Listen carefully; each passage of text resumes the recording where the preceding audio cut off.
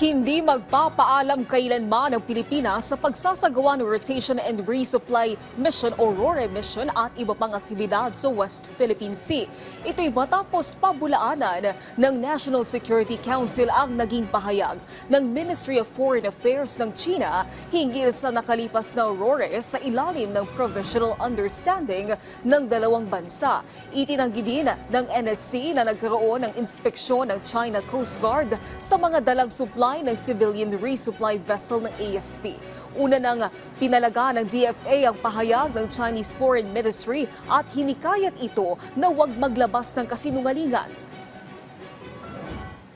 Nung tayo po ay nakipag-negosasyon sa China, wala po tayong kompromisong ibinigay doon. Kumbaga, yung interest ng ating bansa ay siniguro natin. So, sa mga nagsasabi na di umano ay nagpatalo tayo rito or iniwanan natin yung ating posisyon sa West Philippine Sea, hindi po. Ang gusto lang natin, partner, na mangyari dito ay hindi na makarating sa violence, no? Yes, or sa karahasan or aggression yung nangyari. At yun naman po ang nangyari.